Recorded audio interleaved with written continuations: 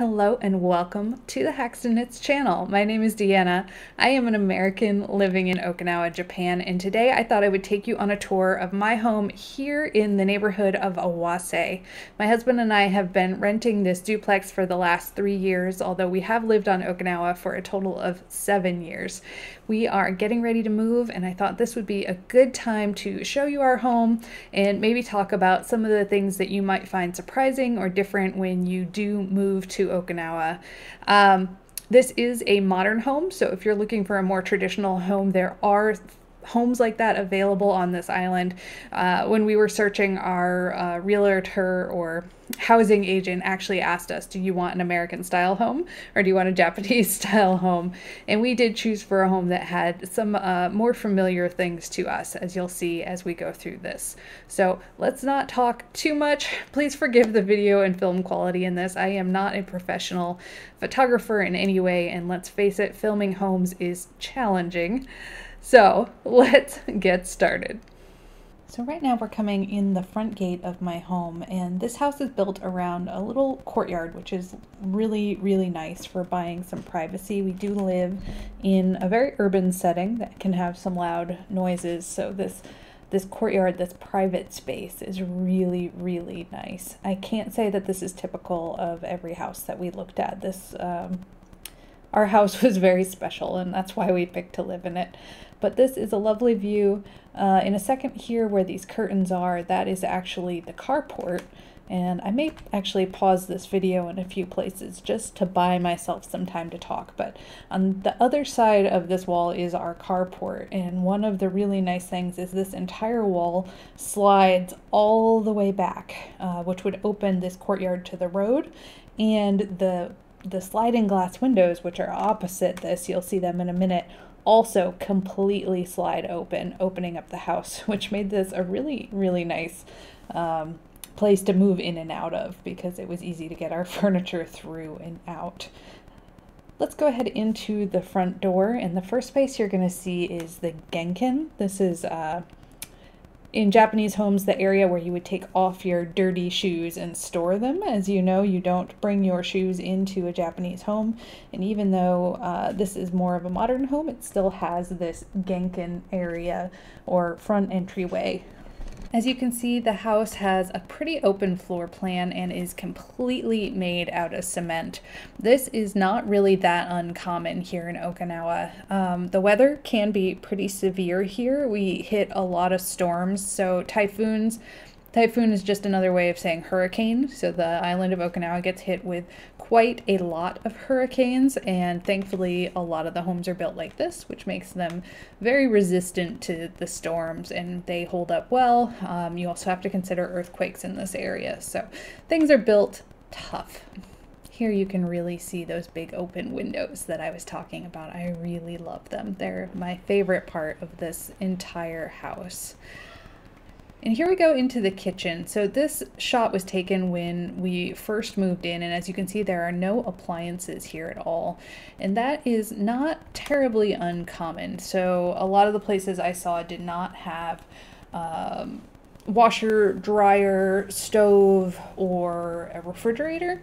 And I think that is because of the large number of US and American people renting. I really think that this property was built looking to have clientele from the US military population to move into it. And one of the reasons that you don't see all these is that the military members actually get free government loaned furniture. There used to be severe limits on what sort of weight of furniture you could bring into the country. Those aren't really there anymore for some branches of service, but for pretty much everyone you can get for free rental stuff. So the refrigerator, the stove, and the washer and dryer are all loaned government items that we have here in our house. And of course, I have to show off my kegerator. No, this is not traditional to any home, but I make my own beer, so I took a moment here to just show you my kegerator and what's on tap plugs at the are moment. US style plugs as opposed to Japanese style plugs. You can definitely find kitchens what am I trying to say here? So even though I say that this kitchen looks very common for Okinawa, like visually, it is set up more of an American style. The Japanese kitchens tend to have these little small stoves. We call them fish ovens. So it's much smaller ovens. I'll see if I can find a picture of like my friend's house, and his house is more of a Japanese setup than mine is. Here you're going to see the hot water heater. This is, we have two in our house. So we have this one, which heats the kitchen and the downstairs bathroom and the washer and dryer. And then there's one upstairs that heats the main room's bathroom. We typically leave this off just to save money until we need it. And then you just press that green button to turn it on. And you can, for safety reasons, control the total heat temperature that it reaches. I actually usually keep it warmer than this, but if you had kids, you would want to lower this temperature. Moving into the laundry room, I'm just going to move very quickly through here, but there's a little laundry room and a very typical bathroom. So in a lot of the Japanese homes that I looked at, the bathtub was actually located down on the main floor, the main living area. And what I was told is that in Japanese culture, it may be common to invite someone over immediately after work and to offer them a bath or a soak in the soaking tub while you prepare their food so they can unwind from the day. That's what was told to me by the housing agent that showed me this house. But I did see a number of houses where there was only a bathtub on the first floor, down in sort of the main living area, and none up on the upper levels near the bathrooms. Our house is a little bit more modern, as I said, and so we do have a bathroom up in the main bedroom. And again, that's pretty typical. You'll see the shower outside of the tub, not like in the US where you see shower tub combos. And up in our top floor bathroom, we do have a shower and tub together combo. As is pretty common, the toilet itself is separate. And of course, I have to show you the fancy toilet and amenities. We have the big and small flush, and of course, the fancy bidet. So you can control the angle of the spray and the strength of the spray and the temperature of the spray. This is actually such a lovely thing that I think I'm probably going to buy a Japanese toilet seat to take with me for wherever I go next. My house does have a number of sort of privacy outdoor spaces, so they're not quite patios because they have gravel in them, but they are open to air. Behind me is a parking lot, so the glass is frosted, so you can't see out, but you can still open these windows and let air flow through and have a little bit of outdoor space. Let's move on to the last room. This is the very last room on the bottom floor, and I have pre-recorded a little section of this, so we'll switch over to that now. This is my favorite room in the house, which of course means it's the messiest room in the house. This is a nice big sliding door, and it is of course the messiest room in the house because it's where I spend almost all my time. I believe that this was originally designed to be a tatami room, so that's why I'm guessing the sliding door. It is also set up like a bedroom, and when I viewed this house, it was advertised as a bedroom. And I think, so these cabinets, all of our bedrooms have these cabinets in them, and I think it is designed to store the traditional futon that people sleep on. Or maybe that's just what they chose to do for a closet for all of these rooms, because as you can see, there isn't a lot of storage. It's all a cement house. This is, of course, where all the magic happens. Big fancy setup here. You guys never get to see this side of the camera. But yes, this is where my husband and I primarily spend all of our time, where the yarn stash lives. Of course, you guys have seen this many times. Many times. I've got the windows open today. We usually keep them completely shut, but as you can see, there's not a lot of privacy. I am right on my neighbor's house here, and then this side goes right onto an apartment or parking lot of some sort. Let's talk a minute about curtains. So when I got to Okinawa, I had to buy all new curtains because the curtain fixtures are different than they are in the US. In the US, I guess typically you would have like a curtain rod or like loops that you would feed through a curtain rod. Here, you have these little plastic clips that clip into your curtain rods.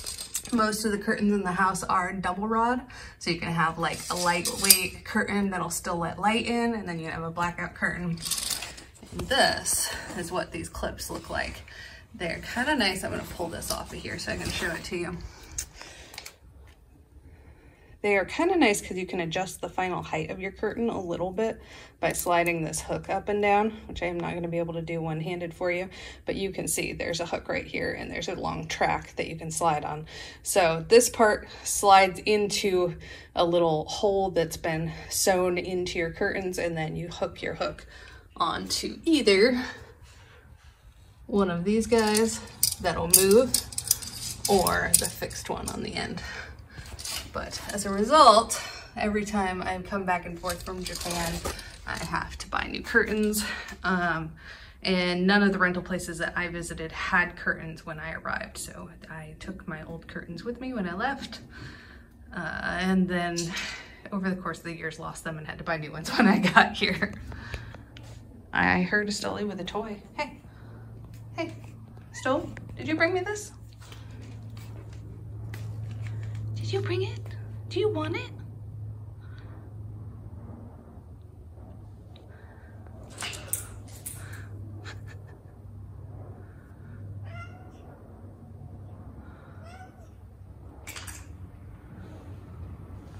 Hi, baby.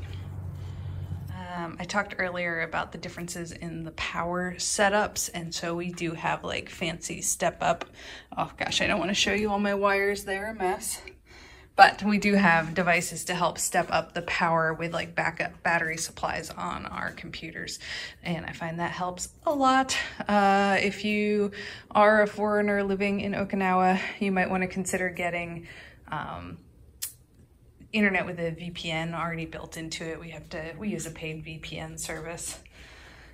And I can show you a Japanese.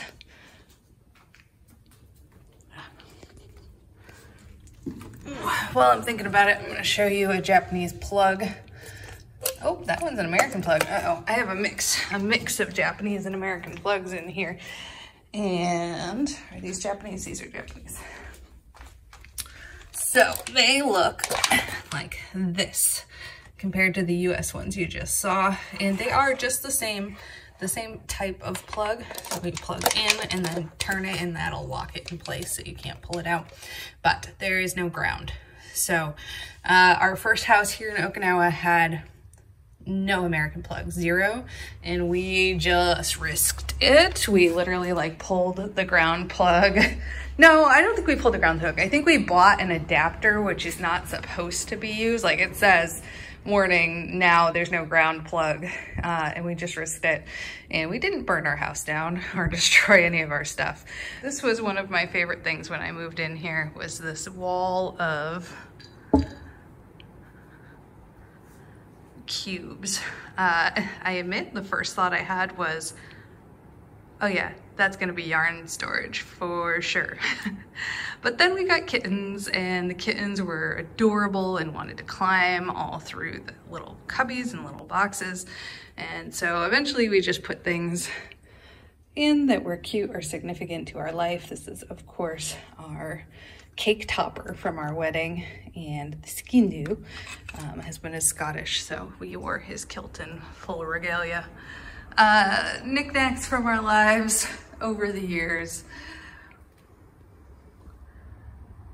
As you can tell, I have always loved yarn, and I am not an artist, so this one is mine and this one is my husband's.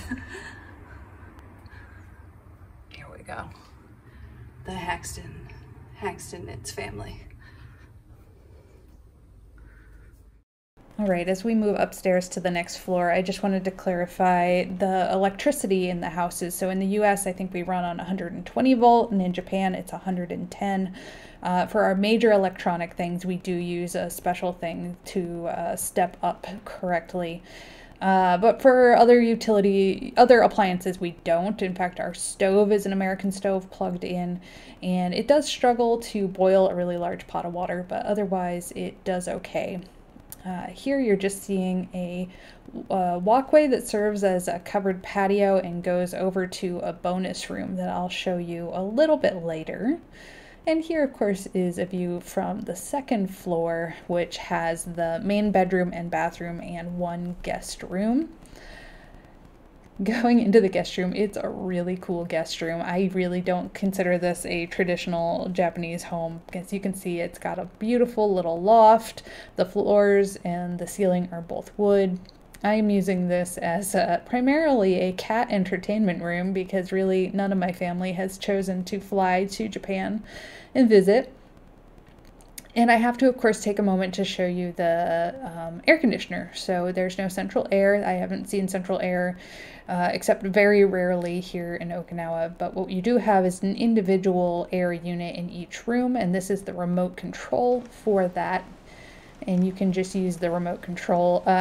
Use Google Translate, take a picture of it, or maybe put some labels or something on your remote so you know what button does what. But they do heat and cold and dehumidify, and some of them will self-clean. And here we go, moving into our bedroom. This is my favorite room in the house. It's really, really pretty. I love the little red glass details. Master Suite has the cool red blocks. I like them. Also our brown ceiling, curved brown ceiling. You can see that a little better here. And a nice view of a private courtyard.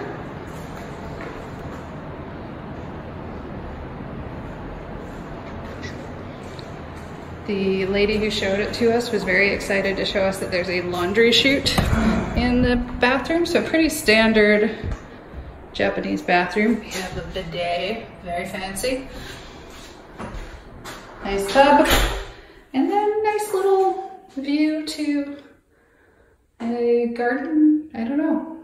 It's all shade. I mean, there's nothing to see beyond it, so they put frosted glass in. So we can at least open the windows in our private bathroom. The closet was huge. This is just you know, more of our little suite here. And that giant closet with a window. I have a window in my closet. All right, now we're going to walk across the way to the bonus room, or maybe mother-in-law suite.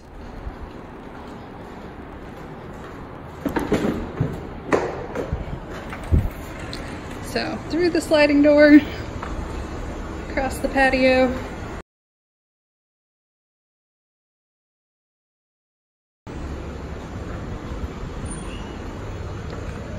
Hello.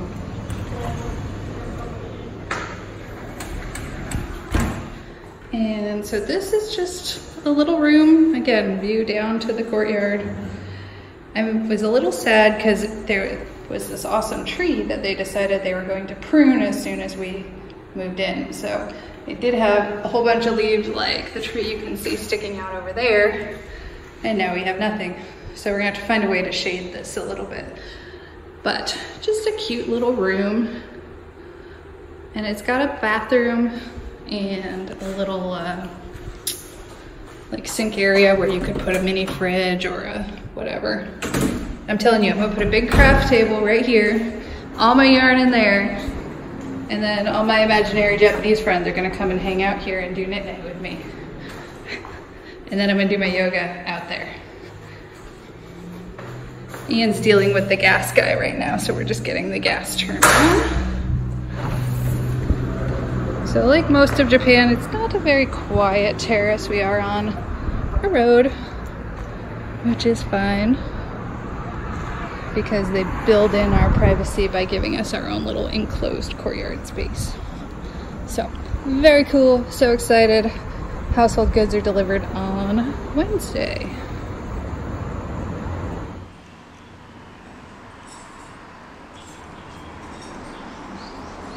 All right, that is all I have for you. I did want to add just a couple of things that I didn't have time to get to in the video. And number one is humidity. Humidity is for real a problem here, and you will lose the battle to it in the form of mold growing on your walls or carpets or clothing or furniture. So even in rooms that you aren't using very often, I would recommend periodically running your air conditioner or running your air conditioner on dehumidify. And go ahead and go over to your local make man and get some of those moisture absorber things to hang in your closets. Electricity can be pretty expensive here, so you will want to open your windows as much as possible when the weather is good and conserve how much air conditioner you are running. Japan runs on 110 volts versus the US, which is 120. I hope I'm getting this right. And we do use, like I said, a converter for our major things like our computers and our television, but we don't use it for the other appliances, and for the most part it doesn't really cause me a trouble. I've found, like the stove, our stove is an American stove, and it doesn't do a good job boiling like a really big pot of water, like if you're going to do like a gumbo or stew or something like that. But otherwise, I don't really see much of a problem with those differences and haven't bought converters or anything like that. Our house doesn't have a garage, it has a carport, and I would say that's pretty common. You will definitely see garages here. I wouldn't say that they are rare, but more common to see a carport, and thankfully the weather is pretty mild and you don't have to worry about snow or anything like that, so it shouldn't be a big problem. I hope that you enjoyed this. That is all I have for you, and of course if you have any questions about moving to Okinawa or your house in Okinawa, just put me a comment down below. I will be glad to answer them. I actually really enjoy answering questions about Okinawa now that I have moved to and from Okinawa 2 times, and I look forward to seeing you guys all next week. Bye.